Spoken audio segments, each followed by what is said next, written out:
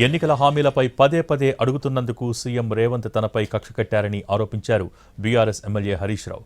సిద్దిపేట జిల్లాను తీసివేస్తానంటున్నారని, అక్రమ కేసులు కూడా పెడుతున్నారని అన్నారు. ఎన్ని కేసులు పెట్టినా ప్రభుత్వాన్ని నిలదీయటం మానే ప్రసక్తే లేదని స్పష్టం చేశారు.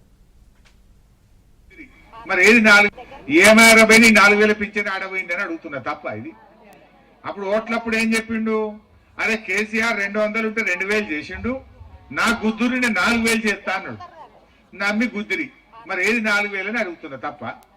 బాండ్ పేపర్ మీద రాసిచ్చిండు, సంతకాలు పెట్టి బాండ్ పేపర్ మీద గెలవంగానే ఒక్కటే నెలకు 4,000 పింఛన్ ఇస్తా అన్నాడు. ఒక్క నెల కాదు, 25 నెలలు అయింది. ఇప్పుడు 25 నెలలు అయిందిరా నాయన, నీ 4,000 పింఛనేది?